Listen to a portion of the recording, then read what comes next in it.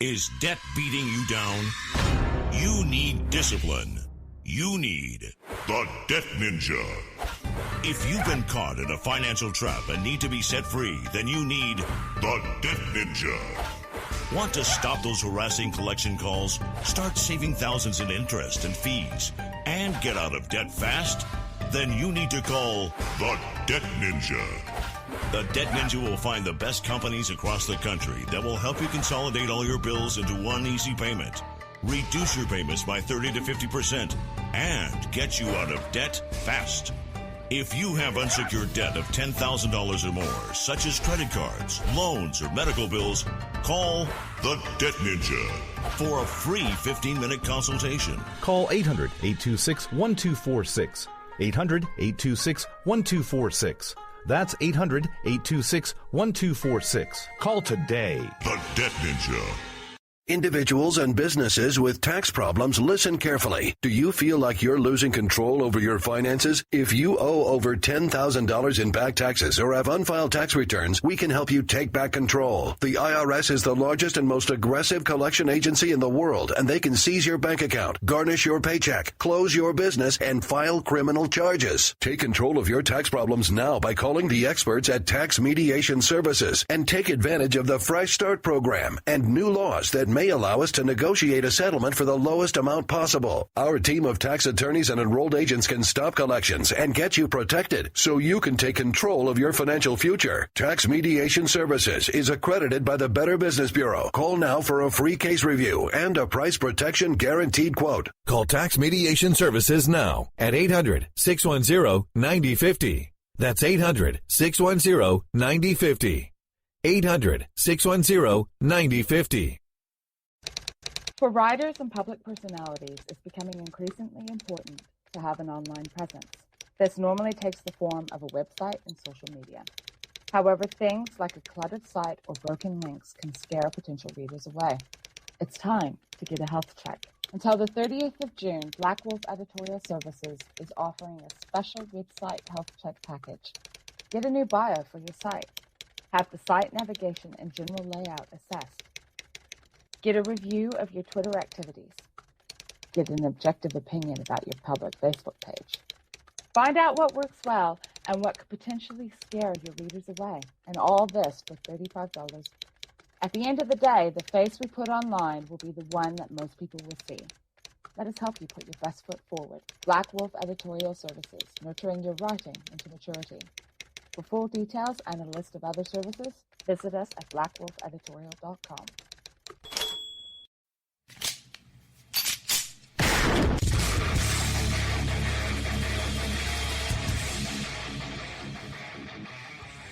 This is Slickery Trigger for Rebel Road Tactical.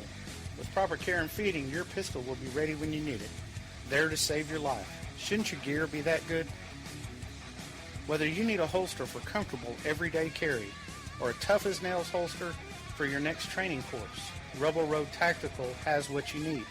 Check us out on the web at rebelroadtactical.com.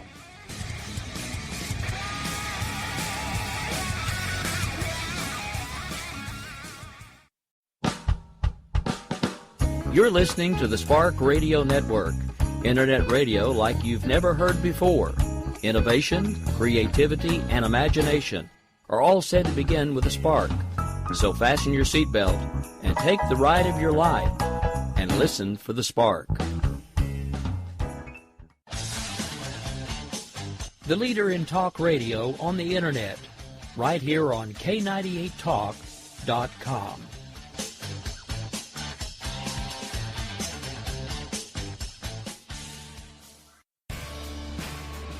My name is Jessie. I'm a United States Special Forces widow. This gives me a unique perspective on the world around us. If you're willing to listen, I'll tell you how I see it, and I won't pull any punches. This is my POV, which stands for Point of View. All right, this is Jessie. I am so happy to be back with you. Would you believe I miss you when I'm not talking with you? I'm always thinking about what I'm going to say, scanning news articles and going, ooh, That would make a good one. In fact, that's why I'm late tonight. Yes, I know I'm an hour late. No need to remind me. I had something I was chasing down. Just for you. And I got audio that isn't available anywhere because I got an interview with a cop from the UK who spent 30 years on the force. Excuse me, Mr. Frog seems to like my throat tonight. Well, while I'm playing the interview, which is quite lengthy, I'll catch a drink of water and we'll see if we can get rid of Mr. Froggy. Ribbit, ribbit. All right, so I'd run across an article that said UK police were told to be very discreet about eating and drinking during Ramadan. No, we're not discussing Muslim police officers. We're discussing all police officers. Oh, yeah. And this means, in some cases, when a Muslim police officer would enter the canteen or their version of a lunch room, the other police officers would ask permission to continue eating because this fasting person, if they're religious, walked into the room where everyone else eats their lunch. Excuse me? Houston! Houston! How far run amok have you gotten? No, really. Have you lost it yet? All right. So, I had a wonderful chat with Jonathan Nicholas, and I had to get this audio ready for you. It was so important. Now, I'm going to let him explain it. Yes, it's a little long, but it's well worth it. And I'll give you a sneak peek. He's also on Saturday Slowdown to discuss this issue more in depth. All right. Here we go. All right, this is Jessie here with K98 Talk. Wait a minute. It's Tuesday night, and I'm not alone. Now, my guest won't be here for the whole show because, I rarely have guest weeknights.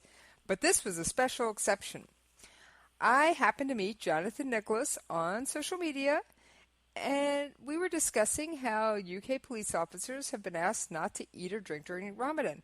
Now, I brought Jonathan on because, he's kind of an expert. He was a UK police officer in Nottingham for 30 years.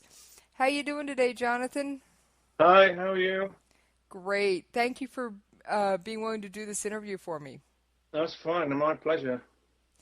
So what do you think about the fact that police officers who are not Muslim have been asked to live, at least during daylight hours, or in public, by the Ramadan standards? I just think this is insanity. Well, it was surprising. We all had a message on the computer, on the login screen. When you go to work, you get the intranet in your company, and in the police it's no different. You get this login screen from the boss telling you an update on what's happening in your job and all this sort of thing. And when Ramadan comes around, it says, okay, we don't want anybody to eat or drink in front of Muslim colleagues because it would be disrespectful.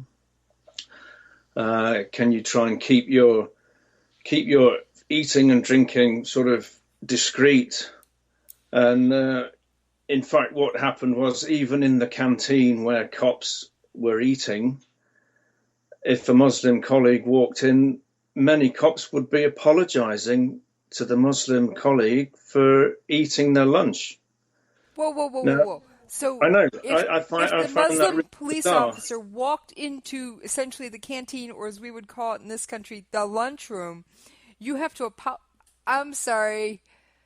That's nuts. Well, it wasn't but it was just the ones who really, really embraced the whole politically correct diversity issue. They bend over backwards to apologise. Is it okay if I carry on eating? Do you mind if I carry on eating my lunch?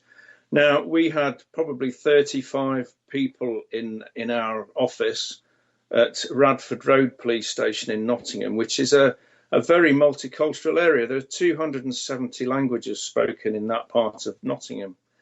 But we had 3 Muslim police officers, okay? One wasn't bothered at all, wasn't religious in the slightest, and found the whole thing a joke. But the other 2 really sort of went along with it and thought it was great. Now, I've had plenty of contact from Muslims around the world on Twitter, some from Saudi Arabia, which, as you know, is a very sort of strict Sharia country. Okay, yes, Saudi's the home of the Wahhabi sect. Yeah, but they're even ultra strict. Even they've told me on Twitter, look, you shouldn't do this. You shouldn't be forced to follow Islamic traditions in your own country, and it's against your will, because it's not just a case of, okay, in Nottingham Police, if you want to, you can observe and be respectful. That's not the issue. You will, right? If you don't, you risk being disciplined for being racist. I'm sorry, but is it me, or is political correctness just made everything run amok? Well, in my opinion, it's reached such levels in the British police that it's almost corruption. When you hear of these third world police forces where everything's corrupt and there's money changing hands and all this sort of thing. Well, it causes really sort of inefficiency. And the level of political correctness in the UK police now has reached such a point where a lot of law breaking is ignored. You've heard of what's happened in Rotherham in South Yorkshire. Have, but remind my listeners, because they may not. 1,400 mainly white girls have been sexually abused over a 10-year period by what the media describes as Asian males. Now, they're not. They're Pakistani Muslim males. But typically of the media, they're on the PC bandwagon too. They call them Asian males. Now, I don't remember any sort of Chinese people doing it. Obviously, they're not. It's just ridiculous. But it's not just Rotherham. It's happened in every city in the UK, just about. I will say there is a bit of PC run amok in this country. We have what's called sanctuary cities, where I'll call them illegal aliens. The politically correct term, I think, is undocumented persons or something. Yeah. But basically, people who have no legal right to be in this country, the police will not turn them over to immigration, to ICE, to our immigration service, to be deported or to be set up for hearings or whatever, even if they catch them, even if they're convicted of a crime, and even if they're letting them go. Even if the federal authorities have a warrant for them, the local police will not turn them over. And there was a murder of a young girl who was just walking along a pier with her father, doing nothing, when an illegal alien shot her. And he had just been released from the police custody a short time before, and the federal authorities did have a warrant for him, and the sanctuary city had refused to turn him over. So you are not alone in the politically correct run amok world. But it's that's right. But it's why, it's the motivation. Why are they doing it? They're doing it all across Europe. You've got 1.2 million illegal immigrants arrived in Germany last year with no documents, no passport, nothing. And yet the law-abiding people in the world have to have a visa, a passport, all this sort of thing to travel wherever they want to go. And yet these people, they don't seem to have anything. They just get on a boat, they land in Greece or Italy, and they just go where they want. How is that even allowed? What my motivation? I just don't understand why it's being allowed. It must be deliberate, but why? I just don't understand that. I have no clue, but it certainly doesn't sound like a very safe or coherent thing for a country. I mean, I'm sorry, but my definition of a country includes a country with something called borders. Yeah, that's right. Yeah. And I will say that when the whole EU thing came about, I kind of understood, but in other aspects I was like, wait a minute. Isn't that going to make it one giant country in essence? Yeah, it is. And that means if you can sneak in, you're in. That doesn't sound good. And I just thought that, and I was like, this doesn't make a lot of sense. But I was younger, so I kind of went, well, I guess somebody knows what they're doing. Well, it's a wonderful idea. The whole thing is wonderful, where you have 28 countries in Europe with no border restrictions. I mean, I've done it quite a few times. You drive through France, Belgium into Germany. The motorway, the freeway is just, there's no border control. There's just a sign saying you're leaving France, you're now in Germany. That's it. You don't even have to stop, nothing, which is great. It's a fantastic idea. But as you say, once you can get through the porous borders, I mean, the European outer border is just vast. It's thousands of miles. So if you can get a boat and get in there, once you're in, that's it. You can go anywhere you like. So we now find that places like Austria and Hungary and Sweden, they're closing their borders, which is breaching the EU treaty, the Schengen Agreement, where you're not supposed to do it. But they're doing it. So the whole thing is just collapsing, in my opinion. And if Britain leaves the EU, Britain, France, and Germany are financing all the accession countries. You know, these new little countries in the east, like Romania and so on. Right, We're financing all these countries to come into Europe. And if we leave, then who's going to finance it? It's going to be a terrible strain on Germany and France. Well, maybe they'll leave too. Well, I thank you very much for coming on and discussing this issue with me. So, well, it's my pleasure. I really enjoy it. Thank you. Would you like to give out your Twitter handle or your web address for anybody that wants to contact you? Yeah, I'm on Twitter. My Twitter handle is at Jonathan Nicol 4, the number 4 at the end. And my website is jonathannicholas.org.uk. Awesome. Well, like I said, thank you very much for agreeing to this interview. No problem. It's been an absolute pleasure. Thank you.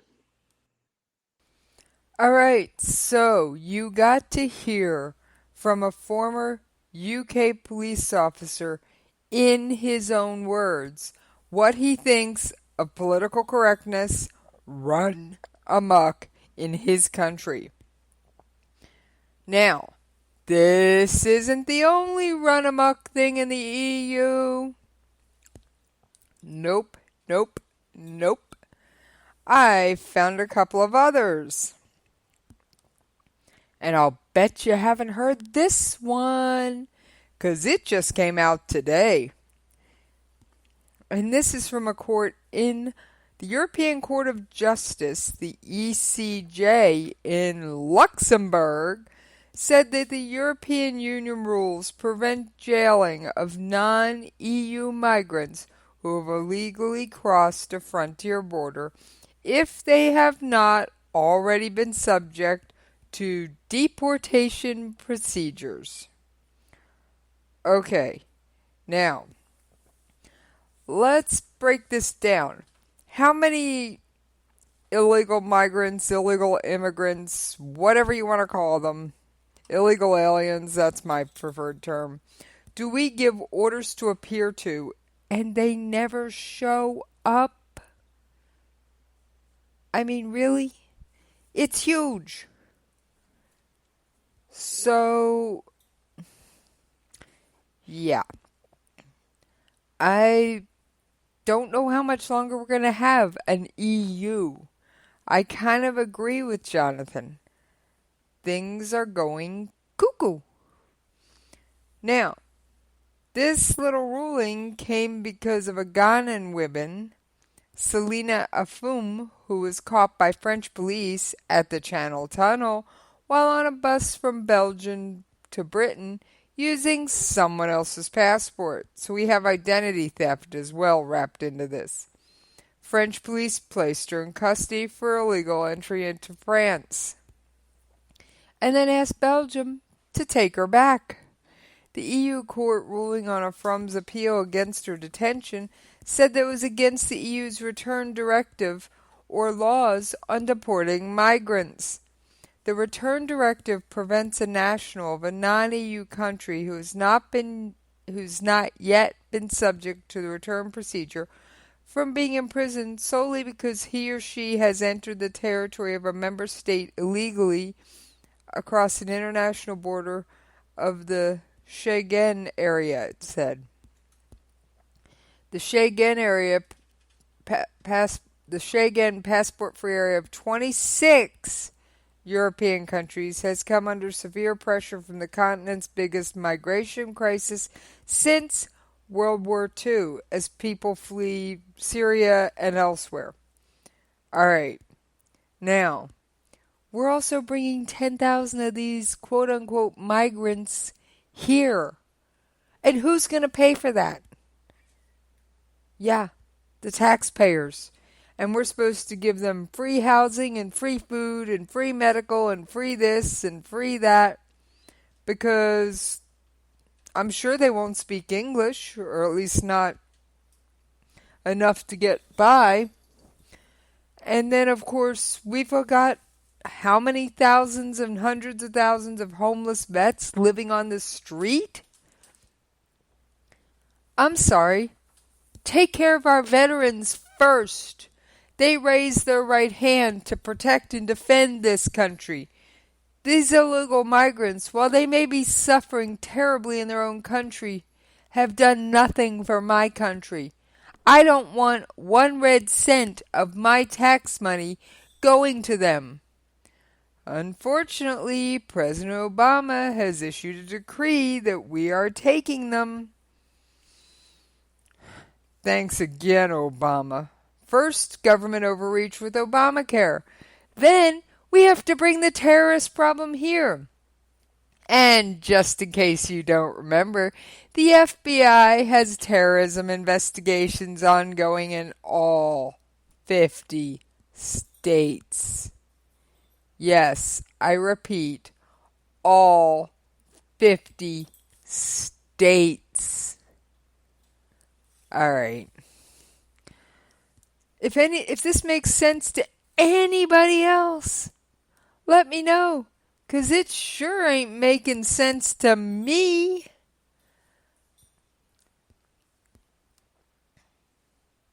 Now, of course, there is the EU Brexit, as it's been called. And it's quite interesting what's going on. There's a whole bunch of chaos and internal strife. In fact, I hate to say it, their political stuff's getting almost as interesting as ours.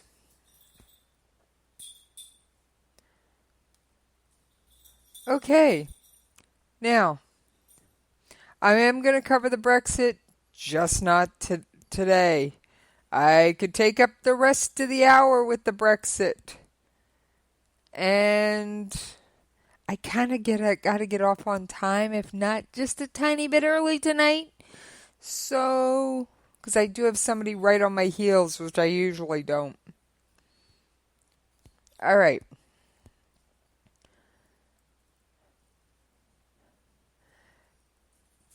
Nigel Farage has hit back at claims by the Archbishop of Canterbury that he is legitimizing racism in a row, which is a fight in UK speak, about comments over migrant attacks on women.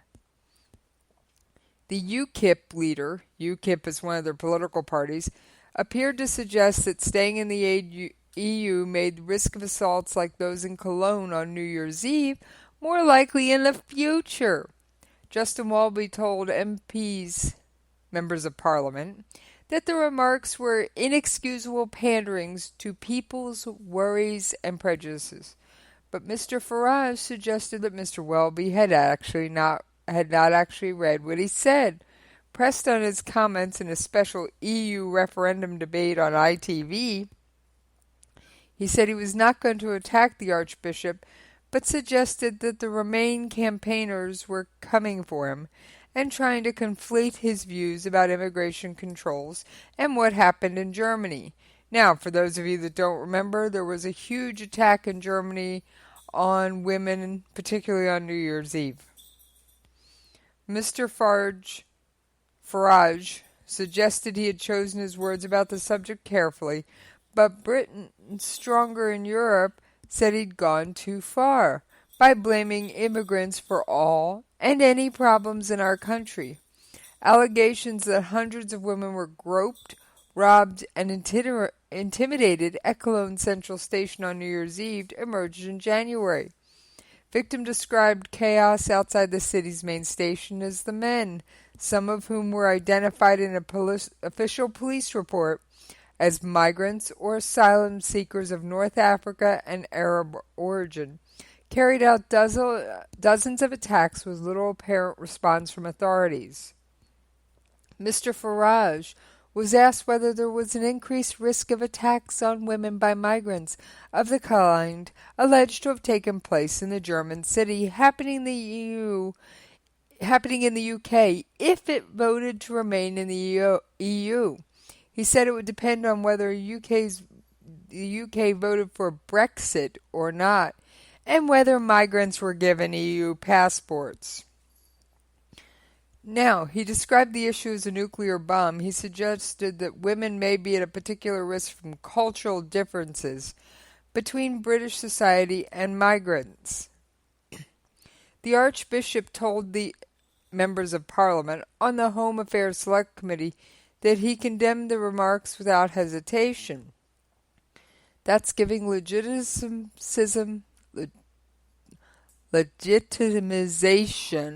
to racism. We can't legitimize that. I'm sorry. Time out. First, their news media is calling attacks on women by Pakistani males attacks by Asians. No offense, if I was a UK member of the Asian Society, I'd be outraged. No joke. Then,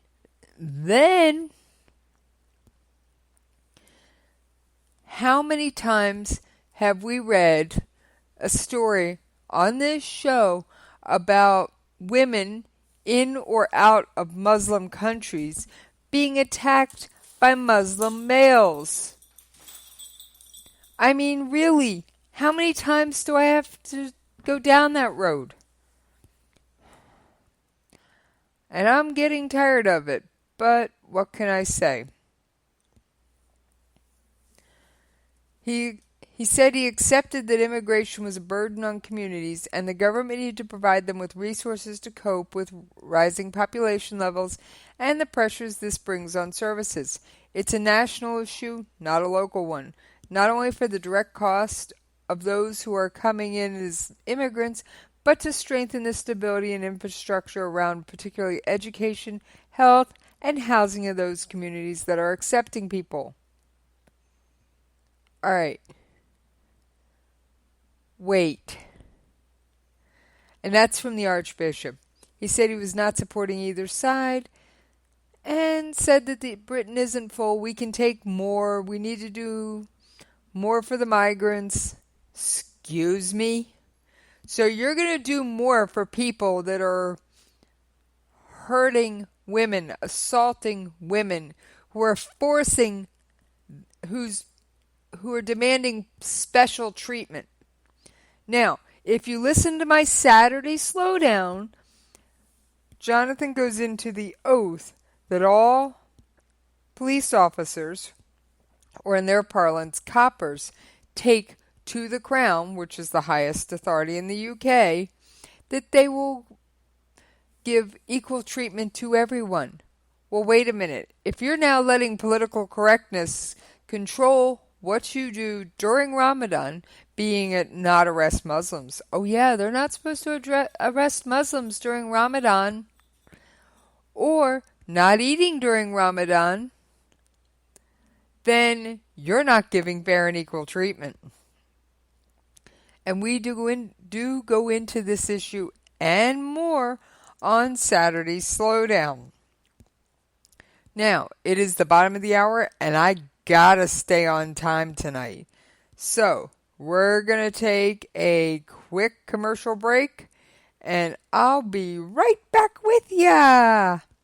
Individuals and businesses with tax problems, listen carefully. Do you feel like you're losing control over your finances? If you owe over $10,000 in back taxes or have unfiled tax returns, we can help you take back control. The IRS is the largest and most aggressive collection agency in the world, and they can seize your bank account, garnish your paycheck, close your business, and file criminal charges. Take control of your tax problems now by calling the experts at Tax Mediation Services and take advantage of the Fresh Start program and new laws that may allow us to negotiate a settlement for the lowest amount possible. Our team of tax attorneys and enrolled agents can stop collections and get you protected so you can take control of your financial future. Tax Mediation Services is accredited by the Better Business Bureau. Call now for a free case review and a price protection guaranteed quote. Call Tax Mediation Services now at 800-610-9050. That's 800-610-9050. 800-610-9050. For writers and public personalities, it's becoming increasingly important to have an online presence.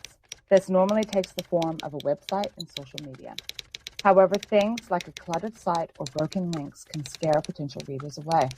It's time to get a health check. Until the 30th of June, Black Wolf Editorial Services is offering a special website health check package. Get a new bio for your site. Have the site navigation and general layout assessed.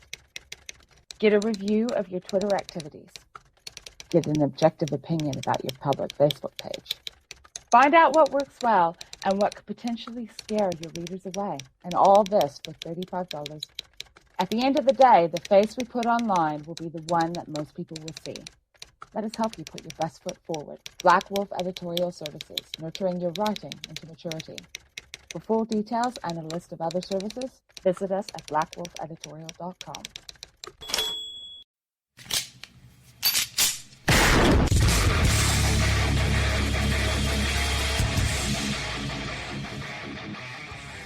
This is Slickery Trigger for Rebel Road Tactical. With proper care and feeding, your pistol will be ready when you need it, there to save your life. Shouldn't your gear be that good? Whether you need a holster for comfortable everyday carry or a tough-as-nails holster for your next training course, Rebel Road Tactical has what you need. Check us out on the web at rebelroadtactical.com.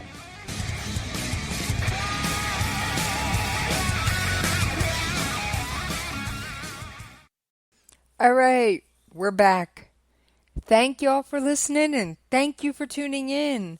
And yeah, I am kind of monitoring the chat room, but nobody's come to visit me, so hey, I'm hanging out all alone, but you can also reach out to me in a couple other ways.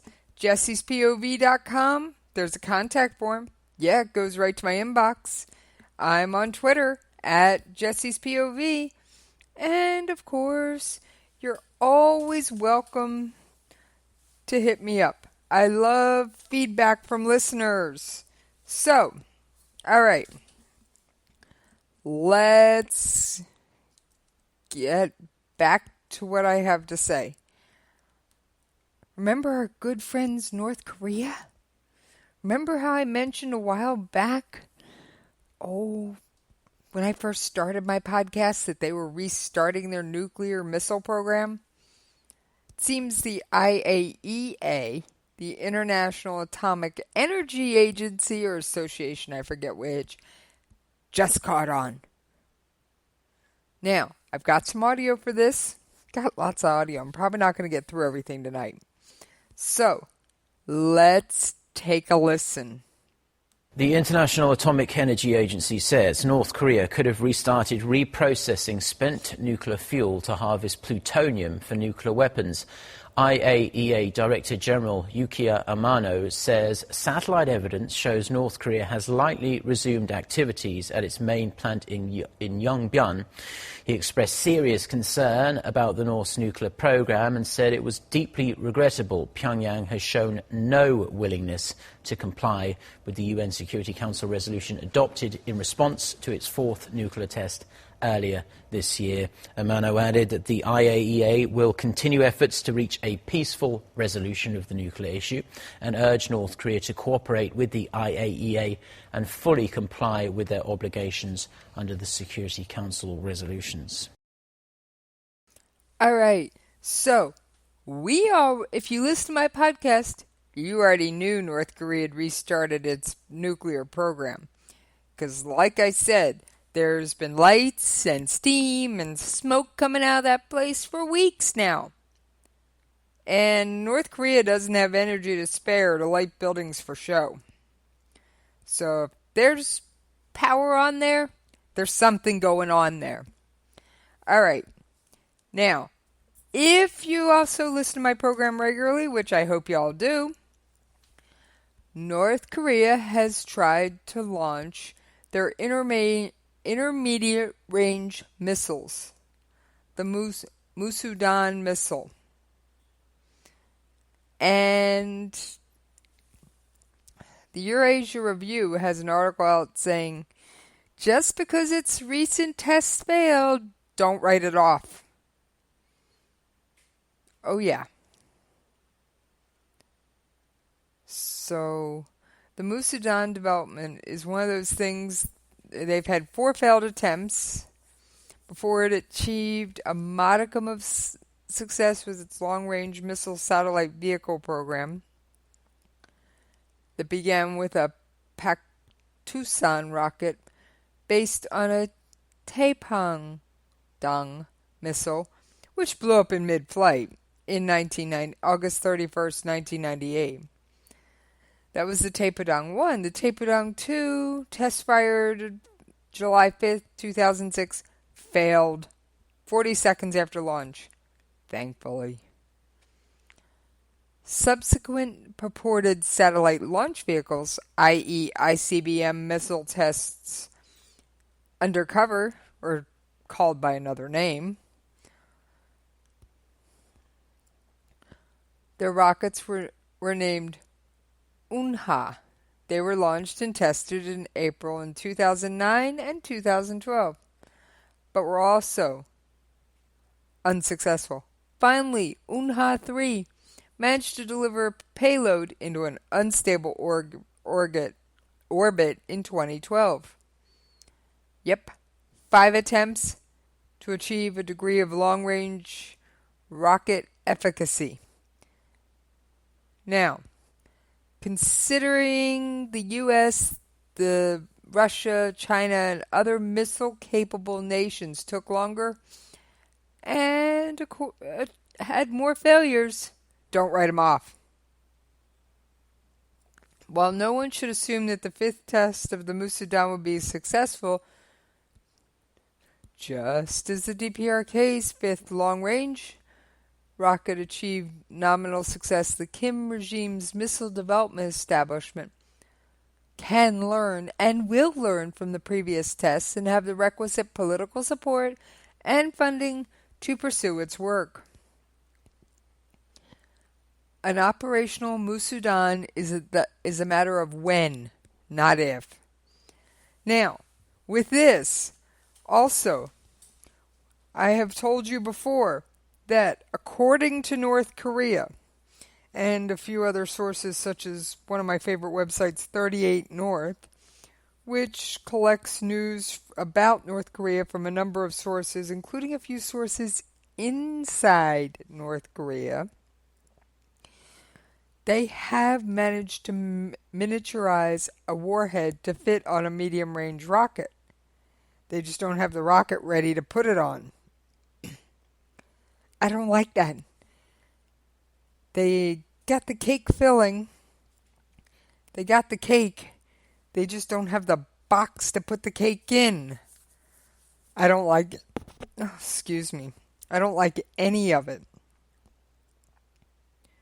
So, suspicion is that the Kim Jong-un will reallocate resources away from ICBM that has a minimum range of 5,500 kilometers and go with intermediate range ballistic missiles, or IRBMs. That's between 3,000 and 5,000 kilometers. That's the Musudan. So, 4 tests within the first 5 months of 2016. Yeah. And you're going, well, that's only 5,000 miles. We're further away. What about Guam? That's U.S. territory. It's also a military hub. Oh, yeah. Now, at this point, an ICBM would probably have a good chance of blowing up or falling short of the mainland, thank God. However, I have a feeling they get one figured out, they'll get the next one figured out. The Musudan also has a generous Maxim warhead payload. Oh, yeah. In other words, they don't have to make the warhead as small to fit on a Musudan.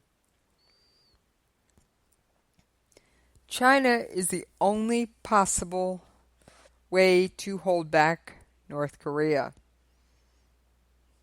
Trust me. Leaning on Beijing, whose relations, as we discussed previously, aren't the best with North Korea, is the only way to even attempt to rein in the Hermit Kingdom. So, now, what they're suspecting is that China could be told that THAAD might not be necessary. THAAD is a United States missile defense system, and its target is ICBMs and some medium-range missiles, although Patriots can do a pretty good job with those medium-range missiles. And for any of you who aren't aware, we have Patriot missile batteries on the peninsula in Korea, and they're up and running all the time. They're at various locations throughout the peninsula, and trust me, all you need is one unit up and running, and they're watching the skies. I know a fair bit about these Patriots. Trust me, I had to research them for something else I was working on. So we're going, hey, China, if you get your act together, THAAD, which stands for Theater High Altitude Air Defense, we might not have to bring that to South Korea, because if you enforce the sanctions, North Korea won't be able to build it. First of all, we know from experience, Iran and North Korea are buddies. They're friends. And if North Korea can evade sanctions, what makes anybody think, or Iran can evade sanctions for decades, what makes anybody think North Korea can't do the same thing? Yeah, no. All right. I'm trying to pick between articles here because I got a ton of stuff I want to touch on. But I am short on time tonight because I was working on that real special clip. All right, I got to do this one. Our good buddies ISIS, or Daesh, or Dash, or however you want to call them. Oh yeah, I actually like this ISIS story. They're killing spies within their own ranks, or at least alleged spies. Oh yeah, which means they've got chaos. All right, I got some audio here for you. Let's take a listen. In ISIS's horrific propaganda videos, indications tonight of a serious problem within the terror group, infiltrators. Here, ISIS executes alleged spies in Raqqa. They're tied to a cross and shot in public. This recent video included confessions of supposed spies, claiming handlers paid them for targeting information to pass to coalition forces. We got in touch with Abu Isa and received sums of money in exchange for information about Raqqa. They also offered me a device that captures and pinpoints locations. The three men were put in a car and blown up, according to this video translated by the site intelligence group.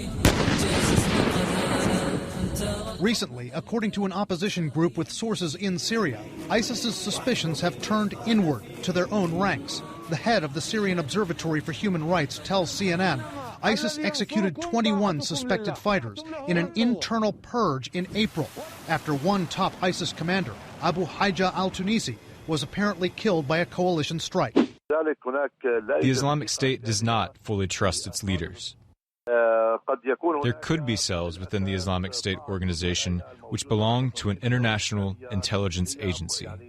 Last month, an ISIS magazine said a Russian female infiltrator helped kill these and other fighters before she was caught and executed. The push within ISIS to root out internal spies may be accelerating due to successful American strikes, targeting several top ISIS militants, adding to the internal distrust. And that has got to drive a sense of paranoia. How is the coalition able to target and successfully kill all of these ISIS operatives? And based on interviews I've conducted with people who've defected from the group, there is a complete and total sense of paranoia that they are being spied upon. The Syrian Observatory for Human Rights tells CNN some ISIS fighters have been giving the coalition information about potential targets because they needed money, the terror group having lost valuable oil facilities for revenue, forcing them to cut salaries. Some accused spies, according to analysts and propaganda videos, have been beheaded, drowned in pools. Other accused spies are shown with explosive cords wrapped around their necks. This ultra-violence that the Islamic State is increasing now employing against its own is meant to instill fear. It's meant to create a disincentive that no matter how bad it gets, you don't want to cross the Islamic State. All right. So, there you have it. ISIS is getting paranoid. And I gotta say, I kind of like it. They're killing their own. Now, unfortunately, they are picking up some non-ISIS members in their purges. Although I wish they'd just stick to killing their own. And that one article said 21. I've got another article that says 38. So what can I say? But hey, that's a bunch more we don't have to take out. I'll take it. I'll take it. So, fear of informants has fueled paranoia among the militants' ranks. A mobile phone or internet connection can raise suspicion. As a warning to others, ISIS has displayed bodies of some suspected spies in public or use particularly gruesome methods of execution. I'm not going to discuss them. They're stomach churning. Come on. Commanders don't dare come back from Iraq to Syria because they're being liquidated by airstrikes. And this is according to Bibers al-Tawali, an opposition activist in Syria who monitors the jihadi group. Over the past months, American officials have said that the U.S. has killed a string of top commanders from the group, including its Minister of War, Omar al-Shashani, a feared Iraqi militant Shaker Wahub, also known as Abu Wahib, as well as the top finance official. He went by a bunch of names. Abu Ali al-Anbari is one of them. In the northern capital of Iraq, the city Mosul, still held by ISIS, militants who held the post of wali or governor have died in airstrikes. So we are making some progress, but I hate to say it's probably not enough. And this purge comes at a time when ISIS has lost ground in both Syria and Iraq. Like I said, I got an ISIS story I actually like. I don't often like them. So,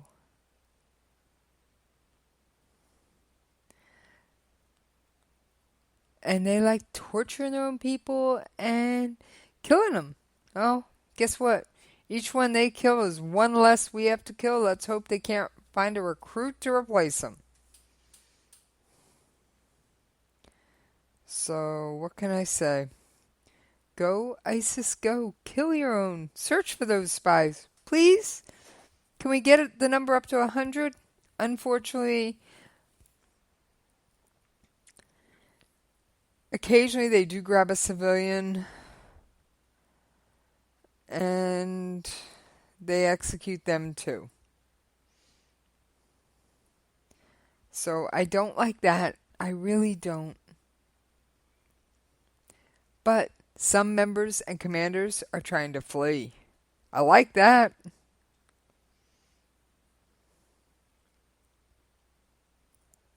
Now, of course, ISIS has responded with their own propaganda, saying, do you think a victory comes from killing a commander or more?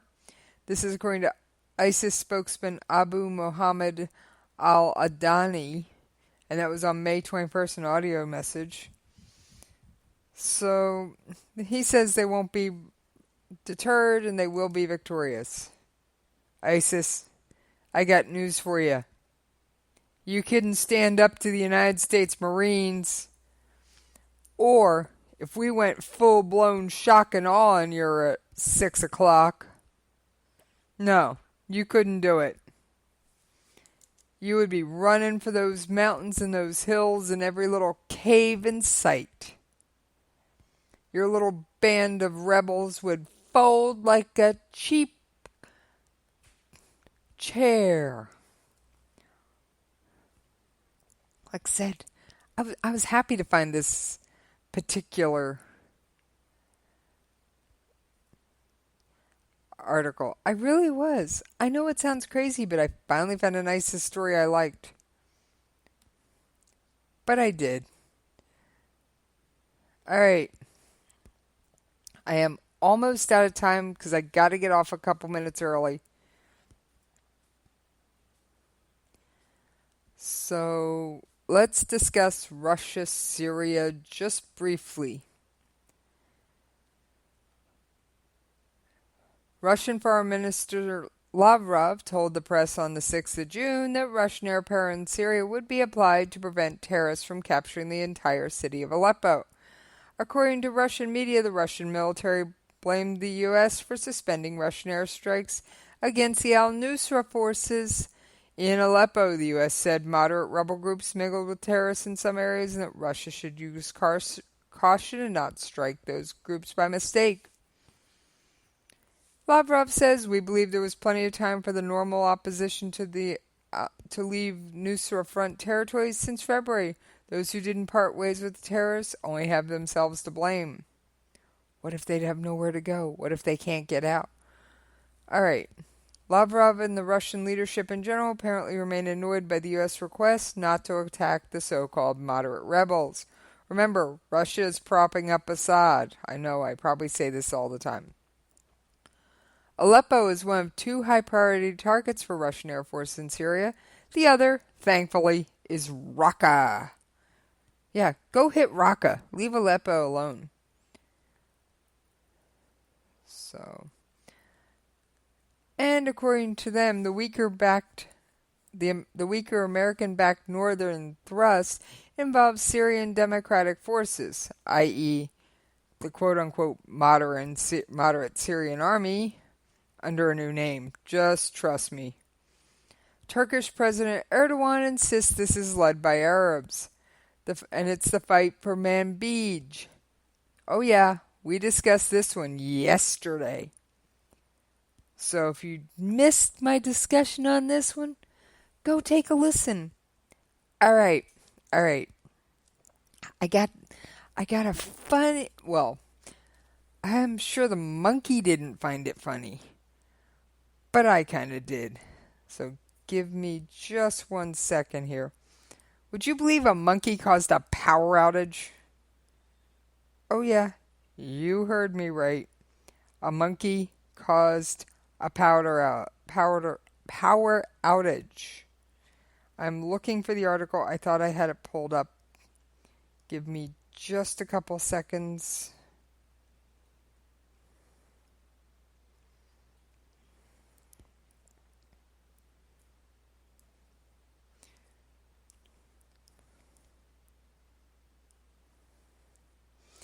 All right, let me see. Got a couple seconds. No, I must have closed the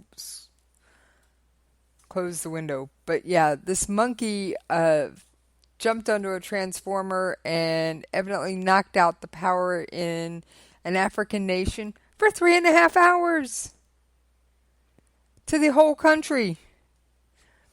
I'll give you that story tomorrow just for fun. All right, I got to get out of here. Yeah, I know I'm like 5 minutes short, but I promised Rick I'd be off a little early because someone's coming up right behind me tonight. But I got to play my outro. So y'all have a good night. I promise I'll be on time tomorrow. You got my word on it.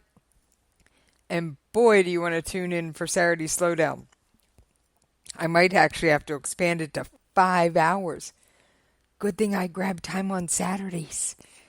All right, you guys take care. I'll catch you another day.